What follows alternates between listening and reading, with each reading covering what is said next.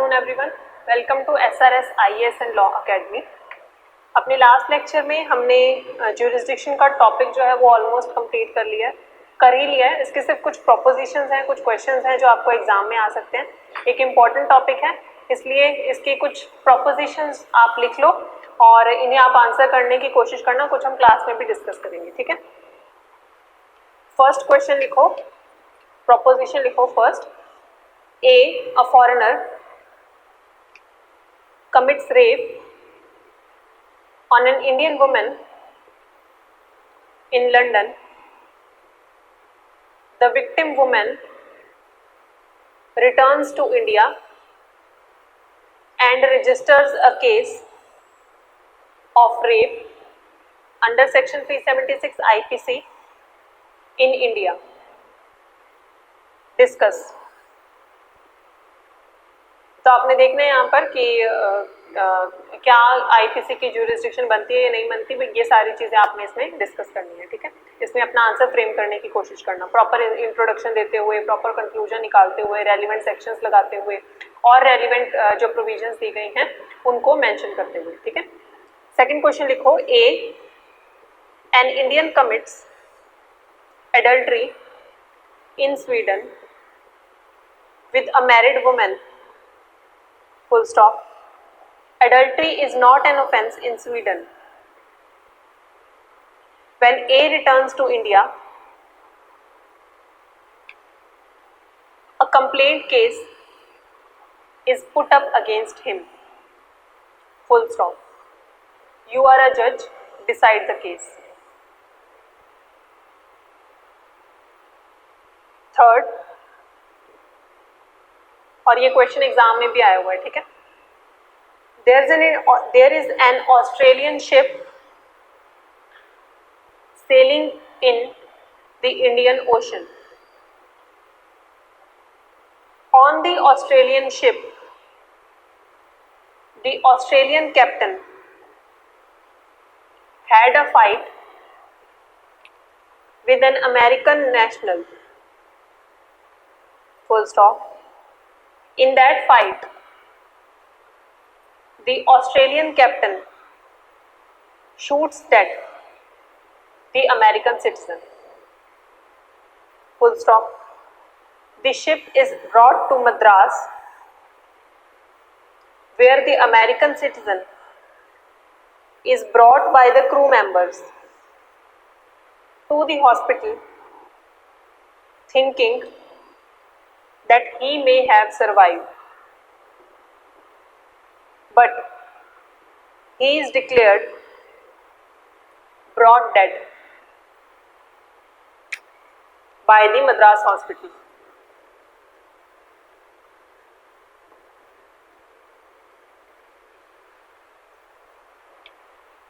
Discuss the liability of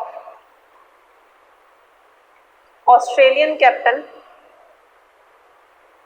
vis-a-vis IPC.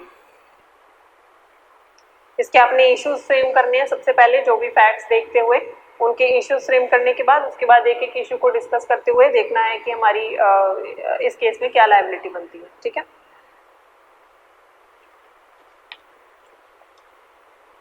Fourth, यही जो हमने प्रीवियस एग्जांपल की, फोर्थ उसी का वर्जन है। Now suppose it was an Indian ship where Australian shot an American on high seas. Discuss the liability. Fifth भी इसी का वर्जन लिखो।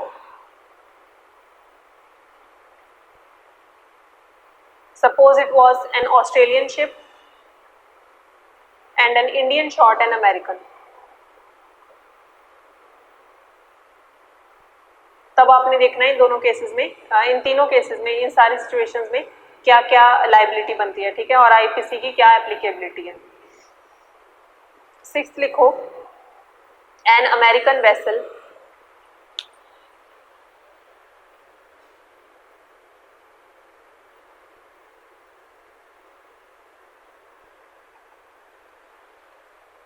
An American vessel is docked in Bombay Harbour.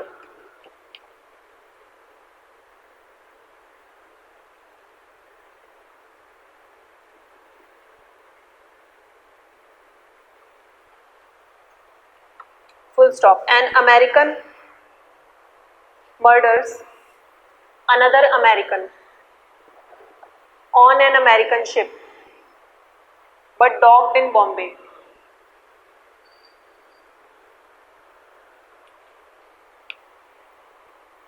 Within 12 nautical miles.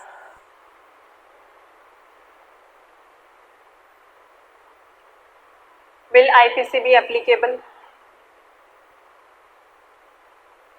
ठीक है, ये सारे questions जो हैं इनके आपने आंसर फ्रेम करने की कोशिश करनी है। जितना भी हमने पिछले लेक्चर्स में पढ़ा उनको देखते हुए इनके आंसर्स फ्रेम करना। अब हम नेक्स्ट चैप्टर स्टार्ट करते हैं जनरल एक्सप्लेनेशंस का। Chapter 2 general explanations. तो इसमें हम सेक्शन 34 पहले पढ़ेंगे।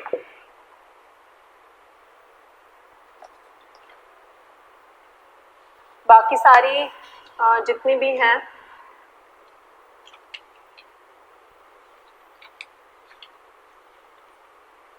ये सारी डेफिनेशंस ही हैं। सेक्शन 34 है और बीच में एक दो सेक्शंस हैं जो डिस्कस करने वाले हैं, और जो डेफिनेशंस हैं वो हम सेक्शंस के साथ साथ, जैसे मैंने आपको बताया था, वो हम साथ साथ में करते जाएंगे। ठीक है, जैसे जैसे प्रोविजंस आती जाएंगी। अब जो सेक्शन 34 है इसमें एक जनरल प्रिंसिपल ऑफ क्रिमिनलिटी देखो कैसे काम करता है।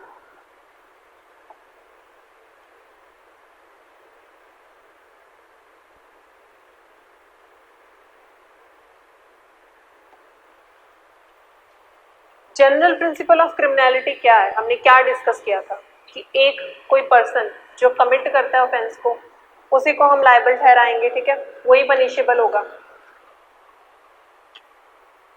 इसमें लिखो जनरल प्रिंसिपल ऑफ क्रिमिनलिटी में, the person who has committed actus reus with the requisite mens rea only ही will be punishable.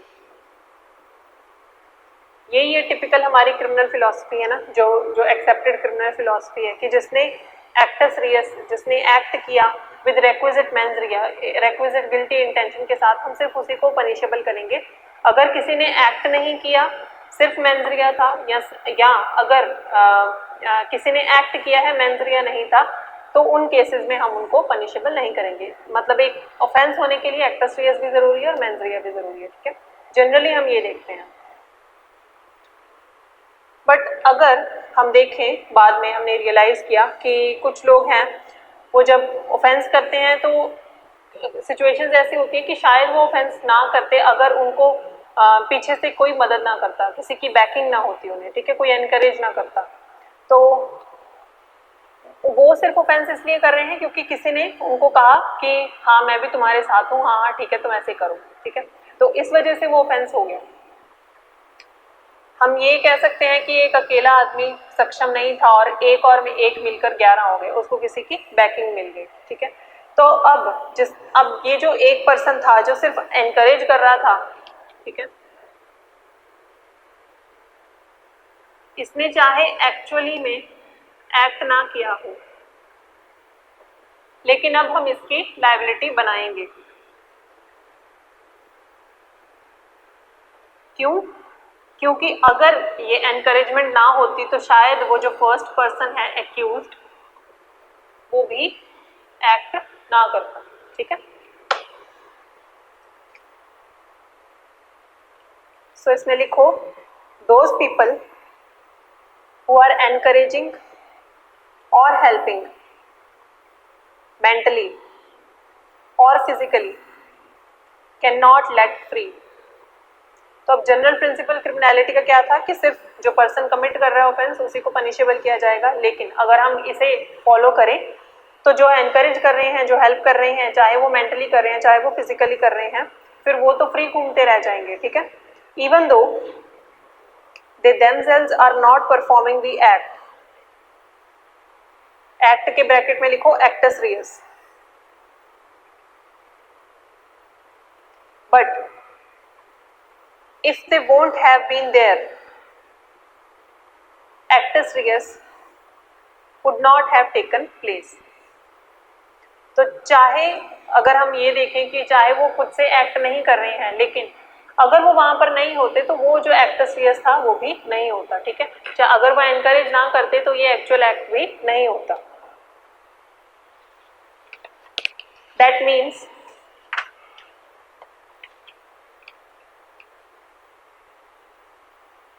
an association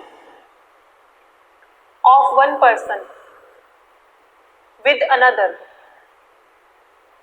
gives one the strength to commit the actus reus. Had that person not been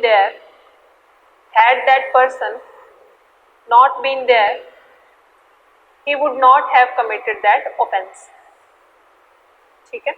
तो एक person की किसी दूसरे person के साथ जब association बन जाती है तो दूसरे को उससे स्ट्रेंथ मिलती है कि हाँ ठीक है, अब हम एक्टस रियस करेंगे। अगर वो एक पर्सन जो एनकरेज कर रहा था वो ना करता तो शायद जो पहला पर्सन है वो भी डरा रह जाता कि नहीं, अगर मैं ये एक्ट करूंगा तो मुझे पनिशमेंट मिलेगी, तो वो उस डर में शायद एक्ट ना करता अगर उसे वो एनकरेजमेंट ना मिली होती तो, ठीक है। तो अगर किसी ने वो एनकरेजमेंट दी है, चाहे उसने खुद से एक्ट नहीं किया है, तब भी वो लायबल माना जाएगा। IPC recognizes this fact as well that the helper should also be punished. अब अगर हम देखेंगे जो एक्टस रियस के एक्चुअल ऑफेंसेस हैं वो सेक्शन 121 से स्टार्ट होते हैं, ठीक है। एक्ट्स और ओमिशंस व्हिच आर प्रोहिबिटेड। इसको ना हम चार प्रिंसिपल हेड्स में डिवाइड करते हैं।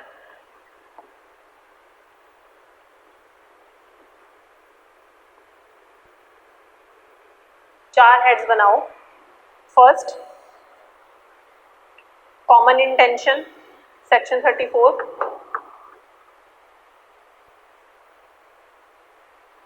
Second, abetment, section 107। Third, common object, 141 से लेकर 149 ऑनवर्ड्स जितने भी सेक्शंस हैं वो कॉमन ऑब्जेक्ट के हैं। Fourth, law of conspiracy, section 120A, capital A. तो इन सारे हेड्स में क्या हो रहा है कि where a person is not actually committing the offence, actus reus नहीं हो रहा है, ठीक है। सेम पनिशमेंट लेकिन दी जा रही है उसे। तो जो पर्सन अगर वही एक्ट नहीं कर रहा लेकिन उसे पनिशमेंट जो है वो सेम दी जा रही है, he is also equally liable. तो अगर कोई और एक्ट कर रहा है, लेकिन अगर एक्यूज एक्ट कर रहा है लेकिन जिसने एनकरेज किया है उसको भी सेम ही पनिशमेंट दी जा रही है, उसको भी ऐसे ही माना जा रहा है कि तुमने ये एक्ट किया है, ठीक है।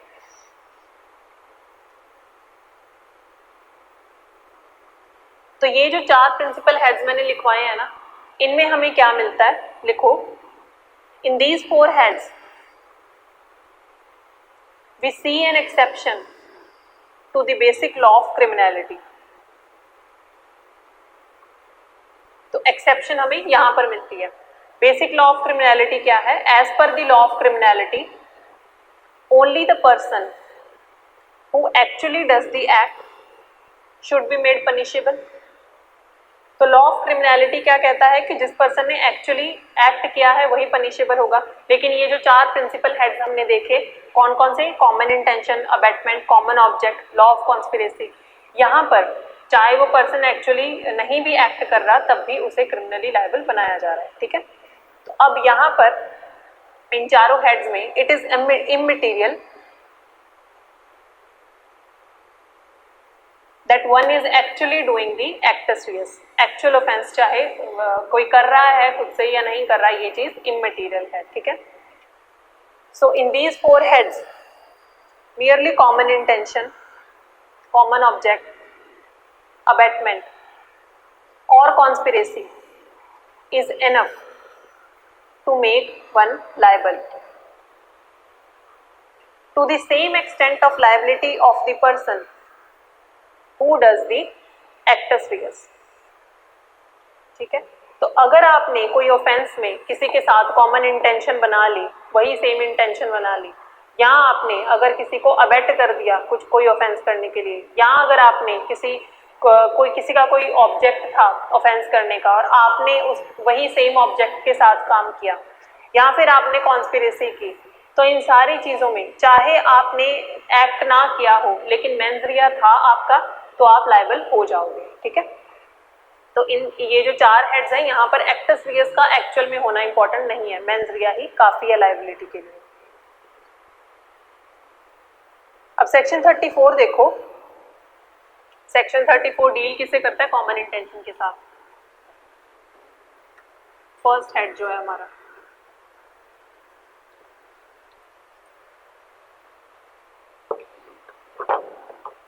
सेक्शन 34 ना अपने आप में कोई ऑफेंस नहीं है। ठीक है, क्यों नहीं है? क्योंकि इंटरव्यू में भी आपसे ये क्वेश्चंस पूछ सकते हैं कि क्लासिफिकेशन ऑफ ऑफेंस में क्या क्या चीजें होती हैं। ठीक है, तो हम ऑफेंस उसे मानते हैं जहां पर ये चीजें जो मैं अभी आपसे डिस्कस करने जा रही हूँ ये चीजें प्रेजेंट होती हैं। ठीक है, कौन कौन सी चीजें? जिसमें पनिशमेंट दी गई हो, कोई ऑफेंस होगा तो उसकी पनिशमेंट भी होगी। ठीक है, तो जहां पर पनिशमेंट दी गई हो, जहां पर एक्सटेंट ऑफ पनिशमेंट डिस्कस किया गया हो। एक्सटेंट ऑफ पनिशमेंट क्या कि सिंपल होगी या रिग्रेस होगी, नेचर क्या होगा उसका, सिंपल होगी या रिग्रेस होगी, कितने से लेकर कितने साल तक हम मैक्सिमम और मिनिमम एक्सटेंट जो होगा उसका, कि मैक्सिमम कितनी दे सकते हैं और मिनिमम कितनी रखनी है। ठीक है, कॉग्निजेबल होगा केस या नॉन कॉग्निजेबल होगा, ये ऑफेंस करने पर कॉग्निजेबल होगा या नॉन कॉग्निजेबल होगा।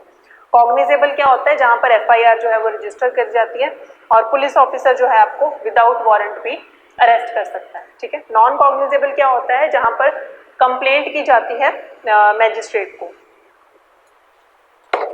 इसके अलावा ऑफेंस जो है वो बेलेबल होगा या नहीं होगा। बेलेबल होगा तो bail as a matter of right मुझे मिल जाएगी। ठीक है, नॉन बेलेबल होगा तो फिर वो डिस्क्रिशन ऑफ कोर्ट हो जाएगी। इसके अलावा कॉम्पिटेंसी ऑफ कोर्ट जो है हमें क्लासिफिकेशन ऑफ ऑफेंस में देखने को मिलती है कि कौन सी कोर्ट ट्राई करेगी उस ऑफेंस को। Tribal by court of session होगा या मैजिस्ट्रेट फर्स्ट क्लास उसे ट्राई करेंगे, या मैजिस्ट्रेट ऑफ फर्स्ट क्लास में सीजीएम ट्राई करेंगे, या कोई भी और मैजिस्ट्रेट जो सीआरपीसी में दिया गया है वो उसे ट्राई करेंगे। ठीक है, तो कॉम्पिटेंसी ऑफ कोर्ट भी हर एक ऑफेंस के साथ दी गई होती है। फिर वो केस जो है वो ऑफेंस जो है वो कंपाउंडेबल है या नॉन कंपाउंडेबल है। ठीक है, सेक्शन जो 320 है सीआरपीसी का वो सारे कंपाउंडेबल ऑफेंसेस के साथ डील करता है। अब ये जो सारी क्लासिफिकेशन है आईपीसी की वो आपको कहाँ मिल जाएगी? शेड्यूल 1 सीआरपीसी में, कौन सा केस कंपाउंडेबल है कौन सा नहीं है। ठीक है, ये सारी चीजें। अब हमने ये कहा कि जो सेक्शन 34 है ये ऑफेंस नहीं है, ऑफेंस नहीं है क्योंकि यहाँ पर ये सारी क्लासिफिकेशन नहीं दी गई। ठीक है, तो अब अगर ये ऑफेंस नहीं है तो ये क्या है? ये एक प्रिंसिपल है। So section 34 is not an offence, it is a principle. तो ये क्या? ये सिर्फ मियरली एक प्रिंसिपल ले डाउन कर रहा है। हम देखते हैं कि जो बाकी के हैं ना, बाकी के 4 हेड्स जो हमने अभी डिस्कस किए, अबेटमेंट हो गया, कॉमन ऑब्जेक्ट हो गया, कॉन्स्पिरेसी हो गया, ये सारे क्या हैं? ये ऑफेंस है। अबेटमेंट भी अपने आप में ऑफेंस बन जाता है, कॉमन ऑब्जेक्ट भी अपने आप में ऑफेंस बन जाता है, कॉन्स्पिरेसी भी अपने आप में ऑफेंस बन जाता है, जिसकी पनिशमेंट हमें 120 में 120 कैपिटल बी में देखने को मिल जाती है। ठीक है, सेक्शन 34 जो है कॉमन इंटेंशन, ये अपने आप में ऑफेंस नहीं है, ये सिर्फ एक प्रिंसिपल है। अब सेक्शन 34 कहता क्या है? What does section 34 says? It basically says that when a person makes a common intention to commit a criminal act and furthers it, it will be deemed that the act has been done by him only. ठीक है, section 34 हम पढ़ लेते हैं, उसके बाद हम section 34 को अच्छे से डिस्कस करेंगे। Section 34 common intention, acts done by several persons in furtherance of common intention. When a criminal act is done by several persons in furtherance of common intention of all, each of such persons is liable for that act in the same manner as if it were done by him alone. इसमें words को underline करो। When a criminal act is done, criminal act done by several persons in furtherance of common intention, यही हमारे intentions है इस section के।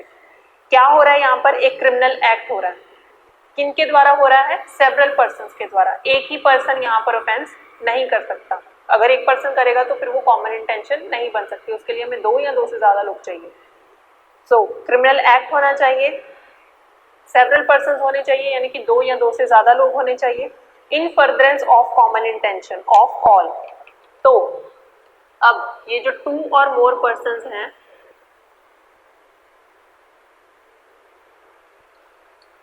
To और मोर persons ये एक्ट करें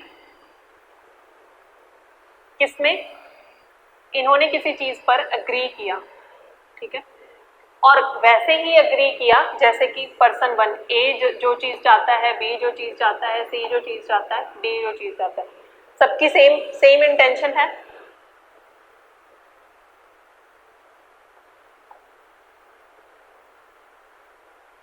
ठीक है, ए चाहता है हम जो ऑफेंस है वो रात को करेंगे, बी चाहता है हम गन्स भी लेकर जाएंगे, ठीक है, सी चाहता है कि हम चोरी भी करेंगे, ठीक है, और डी है, ये समझ लो XYZ का दुश्मन है, ठीक है, डी मर्डर करना चाहता है। अब ए का प्लान है कि हम रात को जाएंगे, बी मान जाता है, सी मान जाता है, डी मान जाता है, ठीक है हम रात को जाएंगे। बी कहता है हम गन्स लेकर जाएंगे, ए सी और डी मान रहे हैं, ठीक है हम गन्स लेकर जाएंगे। सी कहता है कि डी के मर्डर के साथ साथ हम चोरी भी करके लाएंगे, ये बाकी तीनों मान रहे हैं, ठीक है हम चोरी भी करेंगे। और डी चाहता है कि XYZ का मर्डर हो, तो ए बी सी भी मान रहे हैं कि हाँ ठीक है हम XYZ का मर्डर करेंगे। इन सब ने कॉमन इंटेंशन बना ली, जो डी चाहता है वो बाकी 3 भी चाहते हैं, जो ए चाहता है वो बाकी 3 भी चाहते हैं, ठीक है, इस तरीके से सब एक ही चीज के लिए मान रहे हैं। अब ये एक ही चीज पर अग्री कर रहे हैं, इन फर्दरेंस ऑफ कॉमन इंटेंशन। अब ये अग्री करने के बाद जब ये एक्ट करते हैं, एक्ट किसमें कर रहे हैं, फर्दरेंस ऑफ कॉमन इंटेंशन। ये इंटेंशन कॉमन इंटेंशन बनाने के बाद वो फर्दर उस चीज पर एक्ट कर रहे हैं, ठीक है, ये सेक्शन कह रहा है। Each such person is liable for that act in the same manner as if it were done by him alone. अब सपोज ए ने गोली नहीं चलाई, XYZ का जब मर्डर हो रहा था, डी ने ही गोली चलाई, लेकिन अब डी ने गोली चलाई है तो ए को भी वैसे ही लायबल किया जाएगा कि ए डी का मर्डर करने गया था, ठीक है। इसी तरीके से अगर सी ने चोरी की तो ए बी और जो डी होंगे इनको भी वैसे ही लायबल किया जाएगा कि इन्होंने भी चोरी की है, ठीक है। इस तरीके से तो हर एक इन चारों की सजा इनको एक जैसी ही मिलेगी, चाहे एक्ट किसी ने भी किया हो। अगर ये वहां पर कॉमन इंटेंशन बनाकर चले भी जाते हैं चारों और वहां पर एक्ट सिर्फ एक करता है, अगर ये ए बी सी चले गए और सपोज ये चोरी नहीं कर पाए, गन्स नहीं लेकर गए या किसी भी तरीके से नहीं गए, लेकिन ये डी के साथ गए और डी ने वहां पर जाकर XYZ का मर्डर कर दिया, तो अब ये जो बाकी 3 होंगे ये डी के साथ गए थे, इसलिए इनको भी मर्डर के अंदर ही ट्राई किया जाएगा, ठीक है। तो हम ये मानेंगे कि डी का जो एक्ट है वही सेम एक्ट ए बी और सी ने भी किया है। सेक्शन 34 बस यही कह रहा है, ठीक है। अब सेक्शन 34 पर हम एक एक चीज को डाइसेक्ट करते हुए नोट्स बनाएंगे।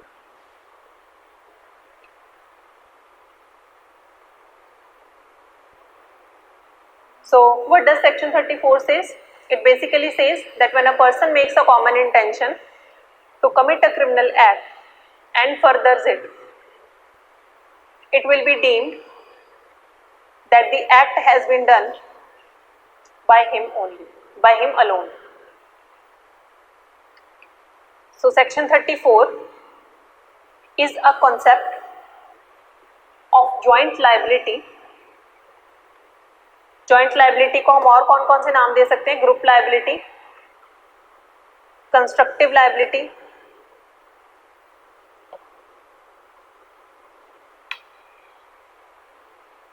सो section 34 is a concept of joint liability or group liability or constructive liability where everybody's role may be different but they are constructing an offense together.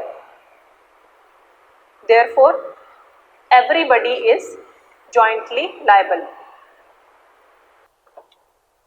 Case का नाम लिखो, Barindra Kumar Ghosh versus emperor. Barindra Kumar Ghosh versus emperor 1925 privy council. Section 34 पे ये landmark case है, तो ये case आपको याद रखना है और कभी भी सेक्शन 34 पर कोई भी क्वेश्चन आता है तो ये केस ज़रूर मेंशन करना है उसमें, ठीक है। तो इस केस में क्या हुआ था कि 4 लोगों ने डिसाइड किया कि वो पोस्ट ऑफिस में रॉबरी करेंगे और 3 लोग जाते हैं पोस्ट ऑफिस के अंदर। एक जो है वो बाहर नज़र रखने के लिए खड़ा हो जाता है, ठीक है, कि कोई आ तो नहीं रहा।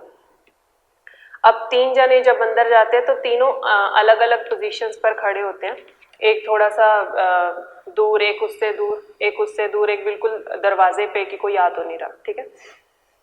अब एक पर्सन जाते हैं उनमें से, 3 वैसे अंदर ही होते हैं पोस्ट ऑफिस के, लेकिन उनमें से एक पर्सन जाता है और वो पोस्ट मास्टर से कहता है कि तुम सारे पैसे निकालो, चोरी करने आए हो, वो पता चल जाता है उसे, ठीक है। और जो पोस्ट मास्टर है वो पैसे देने से मना कर देता है, तो वो गन शॉट से पोस्ट मास्टर को मार देते हैं, ठीक है। पोस्ट मास्टर की डेथ हो जाती है। अब जो 4th पर्सन था बरिंद्र कुमार घोष, वो ये प्ली लेता है कि मैं तो गेट के बाहर खड़ा हुआ था, मैंने तो उसको पोस्ट मास्टर को मारने में मेरा तो कोई हाथ नहीं था, इसलिए मेरी कोई लायबिलिटी भी नहीं बनती। तो इस केस में ये हेल्ड किया गया था कि they also serve who stand and wait. तो जो रुकते हैं और देख रहे हैं तमाशा, उनको भी सजा भुगतनी पड़ेगी, ठीक है। इस केस के थोड़े से फैक्ट्स लिख लो। 4 people decided to rob a post office. 3 people went inside and 1 remained outside, watching that nobody should come. 3 of them went inside and asked the postmaster to give money. He denied and they shot the postmaster, and the postmaster died. Full stop. The 4th person, Barinder Kumar Ghosh, said that I was standing outside and I have no liability. The Privy Council held that they also serve who stand and wait. ये जो line है ना, privy council ने जो इस केस में held किया, they also serve who stand and wait, तो ये लाइन आपको एज इट इज ही लिख के आ सकती है और उसमें आपको दे देंगे क्वेश्चन ऐसे आ जाएगा, they also serve who stand and wait critically examine. तो उसमें आपको फिर सारा सेक्शन 34 डिस्कस करना होगा और उसके साथ फिर ये लैंडमार्क केस डिस्कस करना होगा और एंड में आप लिखोगे कि इस केस में ही ये हेल्ड किया गया था। अब ये लाइन कहाँ से ली गई है, एक फेमस पोएट हैं, उनकी लाइन है ये, Lord Milton.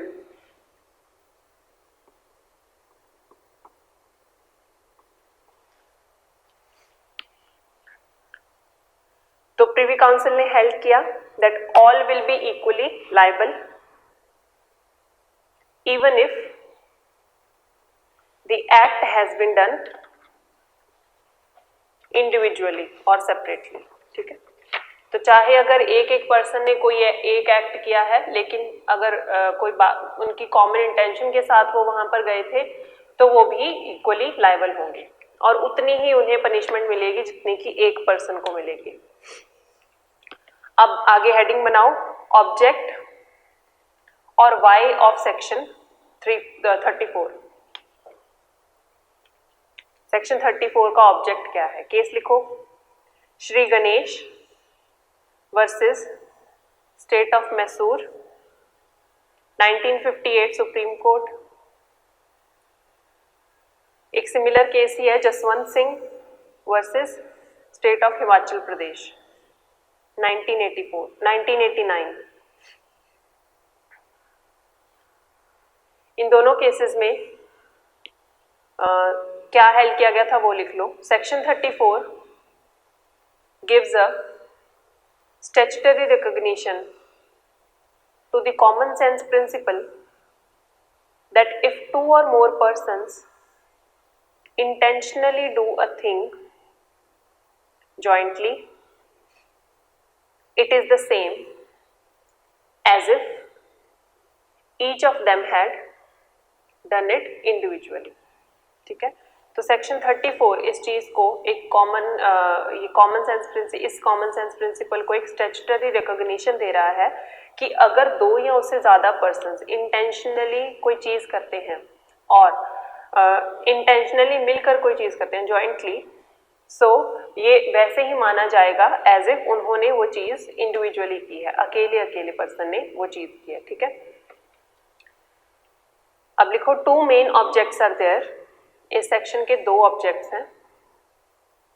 First, there are many wicked people who are working behind the scene, full stop, had their help or encouragement or support or protection or confidence not being there, comma, the person committing the offense would not have committed it. Hence this person is liable. तो जितने भी चालाक लोग हैं जो behind the scene काम कर रहे हैं, ठीक है, बिहाइंड द सीन कैसे, चाहे वो हेल्प कर रहे हैं कोई ऑफेंस कमिट करने में, चाहे वो एनकरेज कर रहे हैं, चाहे वो सपोर्ट कर रहे हैं, प्रोटेक्शन दे रहे हैं या कॉन्फिडेंस जगा रहे हैं कि हाँ तुम ये कर सकते हो, ठीक है। तो अगर उनकी वो help and encouragement, support, protection या कॉन्फिडेंस उन्होंने नहीं जगाया होता तो शायद जो पर्सन ऑफेंस कमिट कर रहा है उसने वो ऑफेंस कमिट किया ही नहीं होता। तो अब इनकी वजह से वो ऑफेंस कमिट कर रहा है, इनकी सपोर्ट, इनकी हेल्प, इनकी प्रोटेक्शन, इनके कॉन्फिडेंस जगाने की वजह से वो ये ऑफेंस कर रहा है, तो इसलिए ये जो पर्सन होंगे जो बिहाइंड द सीन ये एनकरेजमेंट दे रहे हैं, इनको भी वैसे ही लायबल ठहराया जाएगा, ठीक है। सेकंड लिखो, सेकंड ऑब्जेक्ट में एक एग्जाम्पल लिखो, 5 फ्रेंड्स, 5 फ्रेंड्स हैं A, B, C, D और E, ठीक है। दे attacked Z, they came with knives, one stood outside the house to keep an eye. A, B, C and D started stabbing him. A stabbed Z on his shoulder, B stabbed in the stomach, C stabbed his back, D stabbed his heart. अब इस example में देखो A, B, C, D और E हैं, 5 friends हैं, Z को attack करने जाते हैं ये। इनमें से एक जो है वो घर के बाहर खड़ा हो जाता है नजर रखने के लिए कि कोई आ तो नहीं रहा, और A, B, C और D जो हैं वो Z को अलग अलग जगह पर स्टैब करते हैं, अलग अलग जगह पर उसे चाकू मारते हैं, ठीक है। A स्टैब करता है Z के शोल्डर पर, B स्टैब करता है स्टमक पे, C स्टैब करता है बैक पे, और D जो है D उसे उसके हार्ट पे मारता है, ठीक है। D स्टैब करता है उसके हार्ट पे। अब देखो ये भी पहली बात तो ये है कि हो सकता है जो A ने स्टैब किया शोल्डर पर उससे Z की डेथ ना होती, हो सकता है B के स्टैब से उसकी डेथ ना होती, C के स्टैब से ना होती, और जो D ने स्टैब किया उसके हार्ट में उससे उसकी डेथ हुई हो, ठीक है। लेकिन अब ये लोग सारे कॉमन इंटेंशन बना के तो गए थे कि Z का हम मर्डर करेंगे। और दूसरी बात कि जब ये लोग एक्ट कर रहे हैं, जब ये लोग स्टैब कर रहे हैं, तो हम डिफरेंशिएट कैसे करेंगे कि किसका एक्ट कहाँ हो रहा है, ठीक है। ये कैसे पता चलेगा कि A ने ही वहां पर, अब ये लोग चाकू लेकर गए हैं, Z को मार रहे हैं किसी भी तरीके से, तो अब ये डिफरेंशिएट करना मुश्किल हो जाएगा कि किसने कहाँ पर एक्ट किया है, ठीक है। इसीलिए जब एक मैली होती है, मैली का मैंने आपको मतलब भी बताया था, कंफ्यूज्ड फाइट, जहाँ पर बहुत सारे लोग आकर एक साथ अटैक कर रहे हैं, तो वहां पर ये कंफ्यूजन हो जाती है कि किसने क्या एक्ट किया, ठीक है। और हम ये नहीं जान पाते कि एक्ट किसकी कितनी लायबिलिटी थी। इसीलिए अब किसी एक को हम ऐसे फ्री में नहीं जाने दे सकते कि हम अगर क्लियरली उसके अगेंस्ट कुछ नहीं पता चल पाया तो हम ये नहीं करेंगे कि उसे ऐसे ही जाने दें, ठीक है। इसीलिए हम इन सब को ही इक्वली लायबल ठहरा देते हैं, ठीक है। इसमें लिखो इस एग्जाम्पल के बाद, इन a melee we really don't know whose act is what, and anybody would try to get free in this smoke screen. That my act was not the act which caused death. अब अगर A, B, C और A, B और C ने अगर Z को इतने vital organs पर नहीं मारा और D ने एक वाइटल ऑर्गन पर मारा, उसकी डेथ हो गई, तो अब A, B और C ये कहकर नहीं छूट सकते कि हमारे एक्ट की वजह से Z की डेथ नहीं हुई है, ठीक है। Full stop. It is impossible to know that which act in the heat of movement was done by which person. So all are held liable to avoid such confusions. All are liable for the act of death. Even that person E, जो E बाहर खड़ा हुआ था ना नजर रखने के लिए, ये जब पांचों गए, तो इवन वो जो E होगा जो नजर रख रहा था, उसकी भी लाइबिलिटी बनेगी। Even that person E standing outside is equally liable with the person who stabbed in the heart. तो चाहे D ने अगर वाइटल ऑर्गन पर मारा है और E तो बस वहां पर नजर ही रख रहा था, दोनों की लाइबिलिटी सेम ही मानी जाएगी, ठीक है। केस लिखो, Israr versus state of Uttar Pradesh.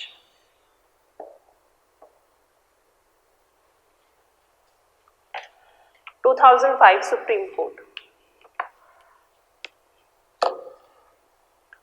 When it is so difficult to distinguish between the criminal acts of various individuals who are acting in a melee,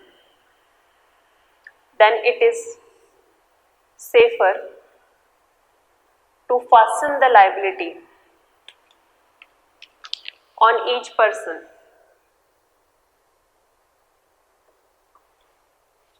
who had come there after making a common intention.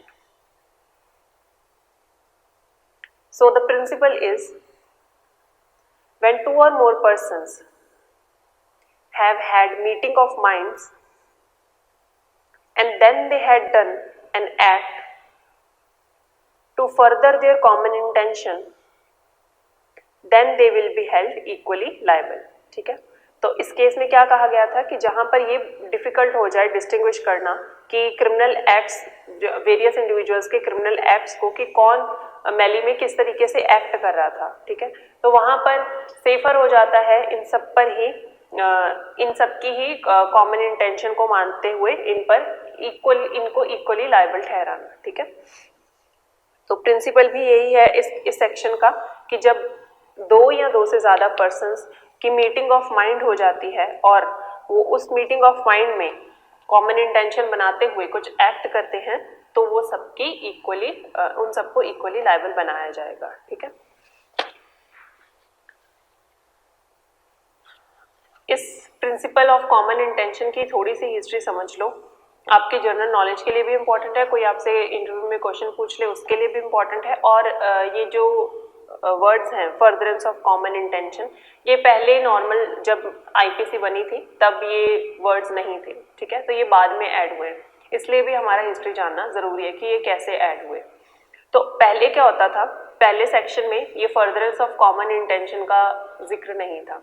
तो पहले section में ये पहले जो section था उसकी wording ये थी, when a criminal act is done by several persons, each of such person is liable for that act in the same manner if that act was done by him alone. तो इसे example से समझो, एक person है, उसने बहुत सारी शादियां की हुई हैं, अब वो अब्रॉड चला जाता है और एक दिन उसकी वाइफ को पता, जितनी भी उसकी वाइफ थी उनको पता चल जाता है कि वो इंडिया में है, आजकल आया हुआ है। अब वो जो वाइफ है ना, वो चाहती हैं कि अब इस ए पर्सन ने उनको धोखा दिया तो अब उसको मर्डर करना चाहती हैं, ठीक है। अब ये जो वाइफ्स हैं, इसे इस तरीके से समझो, ए पर्सन है, ठीक है, ये मैन है और इसकी वाइफ्स हैं बी, सी, डी, ठीक है। ये चला गया अब्रॉड, जब ये वापस आया बी को भी पता चला, बी अपने घर पे है, सी अपने घर पे है और डी अपने घर पे है, ठीक है। जब ये वापस आया तो बी, सी और डी को पता चला कि ए आजकल वापस आया हुआ है इंडिया में, और इसने अपने घर पे बैठे हुए ये इंटेंशन बनाई कि ये इसका मर्डर कर देगी।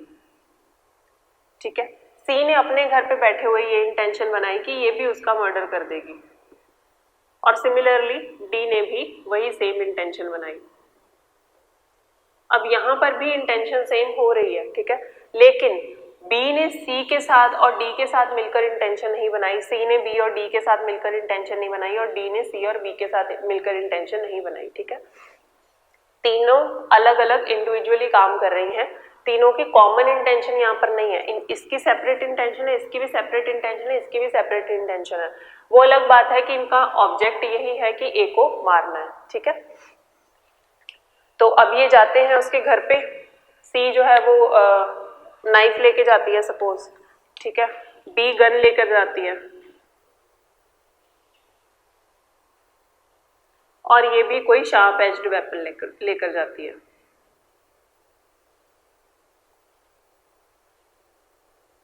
और ये लोग ए को मार देते हैं। ठीक है, अब यहां पर इस केस में ए की डेथ भी हुई है, एक्ट हुआ है। ठीक है, इंटेंशन भी थी, सबकी सेम इंटेंशन थी, लेकिन इन सब ने इंटेंशन एक साथ मिलकर नहीं बनाई। तो यहाँ पर ये जो वर्ड है ना कॉमन इंटेंशन, ये यहाँ पर मिसिंग है, मीटिंग ऑफ माइंड्स मिसिंग है। ठीक है, तो अब ये जो तीनों हैं अलग अलग आई हैं, यहाँ पर इनकी तीनों की लाइबिलिटी भी अलग अलग बनेगी। अगर सी ने बी ने गन के साथ मारा है तो उसकी लाइबिलिटी वैसे बनेगी, सी ने नाइफ के साथ मारा है उसकी अलग बनेगी, और डी की अलग बनेगी। ठीक है, अब ये भी हो सकता है कि सपोज आगे चलकर बी ने गन से मारा, ये चीज कोर्ट में प्रूव हो गई। ठीक है, सी और डी की ये जो शार्प एज्ड वेपन से या नाइफ से मारने वाली चीज प्रूव नहीं हो पाई। ठीक है, तो अब यहाँ पर सी और डी एक्विट हो जाएंगे, लेकिन बी इसको इसकी लाइबिलिटी बन जाएगी। ठीक है, लेकिन हम कॉमन इंटेंशन में क्या देखते हैं कि अगर इनकी कॉमन इंटेंशन है, एक पर्सन भी अगर लायबल माना जाता है, हो गया, इसके अगेंस्ट केस प्रूव हो गया, तो ये जो बाकी दो होंगे इनको भी उतनी ही पनिशमेंट मिलेगी। ठीक है, बस इतना सा डिफरेंस है कि जब कोई इंटेंशन अलग अलग बना के जाता है और जब कोई एक साथ मिलकर मीटिंग ऑफ माइंड्स में कॉमन इंटेंशन बनाता है तो लायबिलिटी भी सेम हो जाती है। ठीक है, केस लिखो, महबूब शाह वर्सेस एम्परर,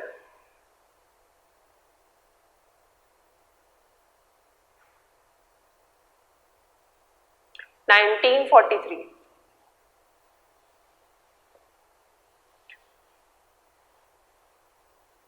इस केस में क्या हुआ था कि इन द किनारे ना रीड्स होती हैं और वो बहुत महंगी बिकती हैं, उनसे बांसुरी बनती है। ठीक है, तो अब एक डिसीज्ड था, जो डिसीज्ड जिसकी डेथ हुई थी इस केस में, उसने एक चोर था, उसको ये रीड्स जो हैं उनको काटने से मना किया, और जो चोर है उसने अटैक कर दिया एक ओल्ड मैन को, और उसके साथ ही उसका नेफ्यू भी था। ठीक है, तो जब इन पर अटैक हो गया तो ओल्ड मैन चिल्लाया, और एक हिल टॉप पर दो फ्रेंड्स थे जो बैठे हुए थे, उन्होंने उसकी आवाज़ सुनी और वो भागते हुए आ गए। ठीक है, दोनों ने अपनी गन्स उठाई और जो ओल्ड मैन था उसको सेव करने के लिए ये दौड़ पड़ी।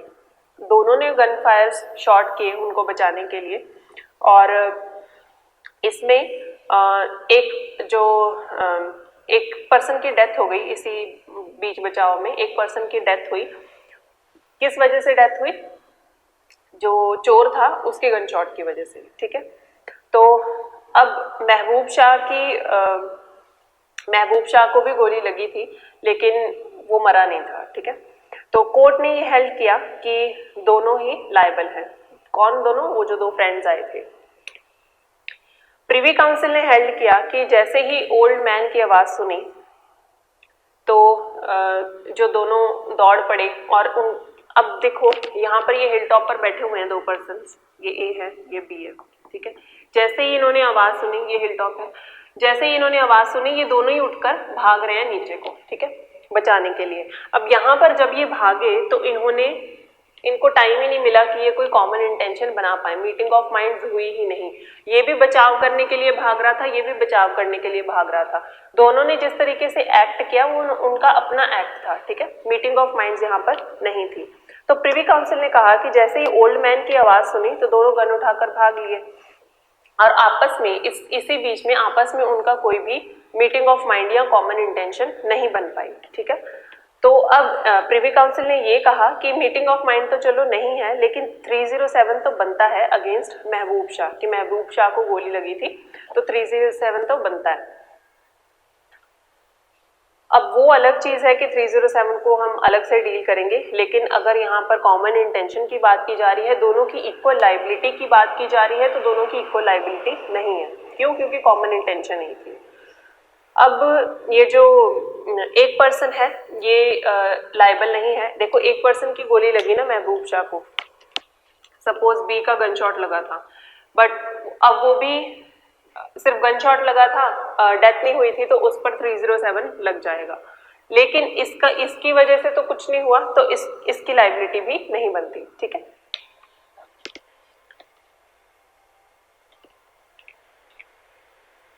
तो इसीलिए मीटिंग ऑफ माइंड्स जो है वो इंपॉर्टेंट हो जाता है। हमने इस केस में भी देखा, यहाँ पर भी मीटिंग ऑफ माइंड्स नहीं हो रहा और यहाँ पर भी मीटिंग ऑफ माइंड्स नहीं हो रहा, चाहे दोनों सेम इंटेंशन से जा रहे हैं, लेकिन एक्ट ये अलग अलग कर रहे हैं, ठीक है।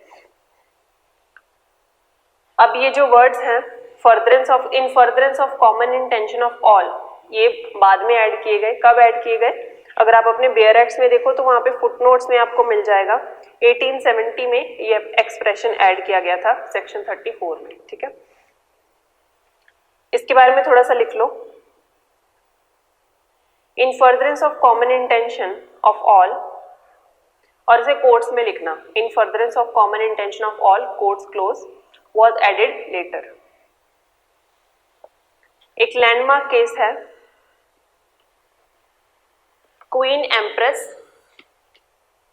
वर्सेस गोराचंद गोप्पा।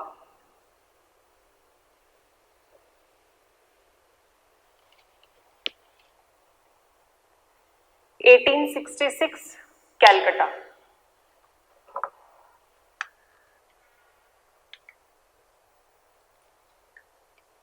इस केस में जस्टिस बार्न्स पीकॉक है।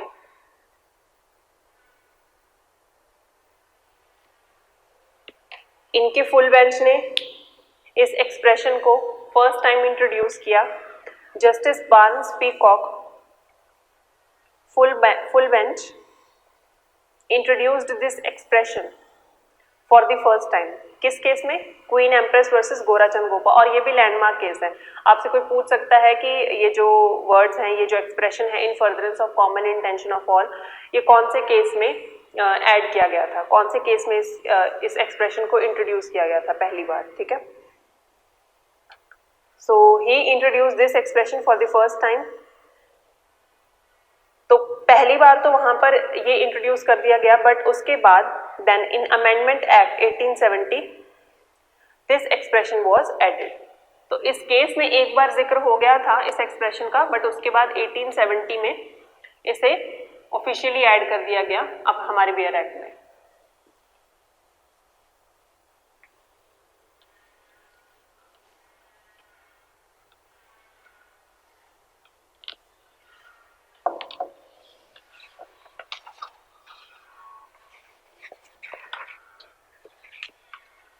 एक और बहुत इंपॉर्टेंट केस है, केस का नाम लिखो वाई वेंकैया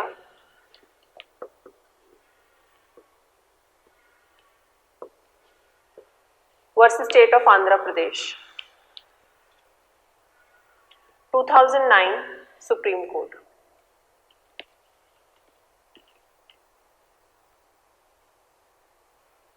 इस केस में the honourable supreme court went into this entire history of furtherance of common intention and held that if furtherance is absent, furtherance को अंडरलाइन कर लो, if furtherance is absent and common intention is absent, then it has no value under section 34। तो ये जो furtherance होनी चाहिए ये भी इस कॉमन इंटेंशन से फर्दरेंस होनी चाहिए, ठीक है।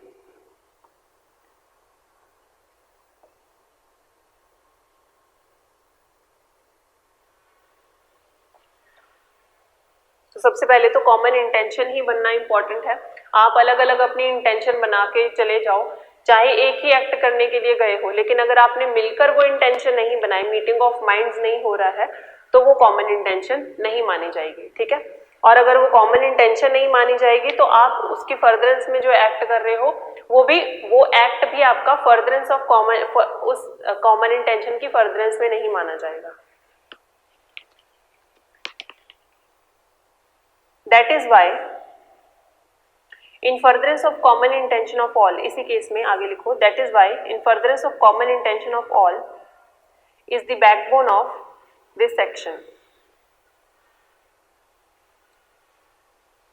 and that is why if common intention is there but no furtherance, then also it does not invoke section 34। तो अगर सपोज सिर्फ कॉमन इंटेंशन बन गई है लेकिन फर्दरेंस नहीं हुई है, कोई एक्ट नहीं हुआ है, तो भी सेक्शन 34 को हम इन्वोक नहीं कर सकते। तो कॉमन इंटेंशन बनने के बाद एक्ट होना भी इंपॉर्टेंट है, ठीक है।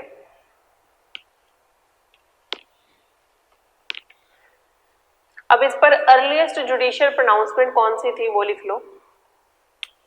केस है R versus cruise,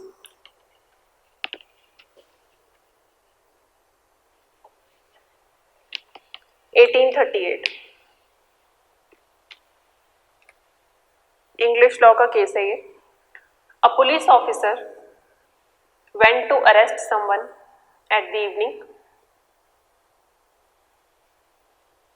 the family members of that person started beating him. तो एक पुलिस ऑफिसर है, वो किसी को अरेस्ट करने के लिए जाता है शाम को, और जो फैमिली मेंबर्स हैं उस पर्सन के, वो पुलिस ऑफिसर को पकड़ के मारना स्टार्ट कर देते हैं। अब इस सारी स्कफल में पता नहीं चला कि कब कौन आया, किसने क्या मारा।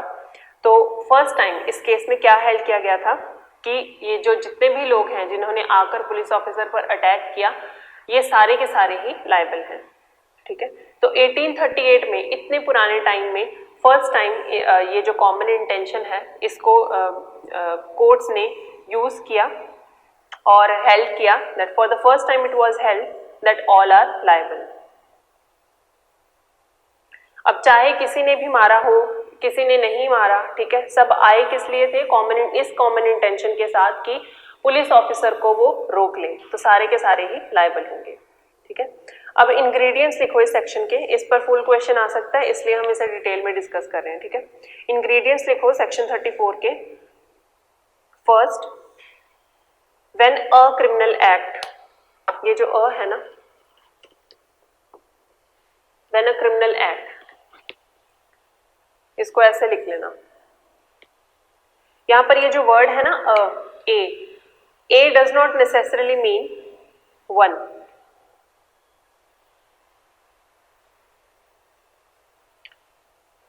A does not necessarily mean one act, it can mean series of acts। तो ए यहाँ पर ये डिनोट नहीं कर रहा कि सिर्फ एक एक्ट, ठीक है, ये इंक्लूड कर रहा है जितने भी सीरीज ऑफ एक्ट्स होंगे।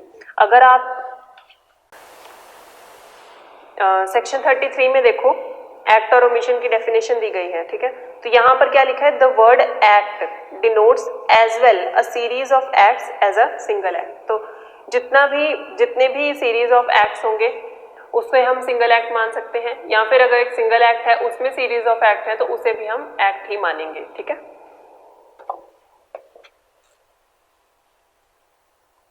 तो हमने एक एग्जाम्पल भी की थी कि अगर एक लड़की शादी के बाद अपने इन लॉज में जब आती है और उसके जो इन लॉज हैं उसे वो डेली टॉन्ट कर रहे हैं और डाउरी मांग रहे हैं, टॉन्टिंग चल रही है, 4-5-6 साल तक ये चलता रहता है और क्रुएलिटी चल रही है, और जब एंड में जब वो सुसाइड कमिट करती है तब सब कुछ ठीक होता है, ठीक है, लड़की खुश होती है। तो लास्ट डे पर उन्होंने कोई भी ऐसा एक्ट नहीं किया, उन्होंने कोई उसे टॉन्ट नहीं किया, उन्होंने कोई डाउरी की डिमांड नहीं की जिस दिन लड़की सुसाइड कमिट करती है, ठीक है। अब यहाँ पर ये जो पिछली जितनी भी क्रुएलिटी चलती आ रही थी, पिछले जितनी भी डिमांड चलती आ रही थी, जितने भी टॉन्ट्स हैं, उस सारे को हम कंबाइन करके एक एक्ट मानेंगे, ठीक है। तो हम ये मानेंगे कि वो उस लड़की ने जो सुसाइड किया है वो जितने भी पुराने एक्ट्स थे उनको मिलाकर वो एक एक्ट हुआ है, उन्होंने एक एक्ट क्रुएलिटी का किया है, ठीक है। हम ये कंसिडर करेंगे कि लास्ट डे पर उन्होंने कोई एक्ट नहीं किया, ठीक है।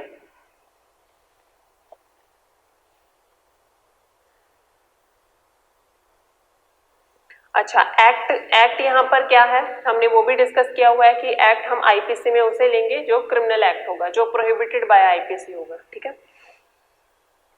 और हमने ये भी डिस्कस किया है कि एक्ट जो वर्ड है एक्ट, उसमें ओमिशंस भी इंक्लूड होती हैं, और चाहे वो दोनों अपोजिट्स हैं, नॉर्मल केस में एक एक्ट करना और एक ओमिशन करना, चाहे वो अपोजिट है, लेकिन एक्ट में ओमिशन भी इंक्लूड होता है, ठीक है। इसके बाद हम जो बाकी के इंग्रेडिएंट्स हैं वो नेक्स्ट लेक्चर में डिस्कस करेंगे। अभी टाइम ओवर हो गया, तो हम कंटिन्यू करते हैं कल से ही, और इंग्रेडिएंट्स हम अपने सेक्शन 34 के नेक्स्ट लेक्चर में देखते हैं, ठीक है। Thank you so much.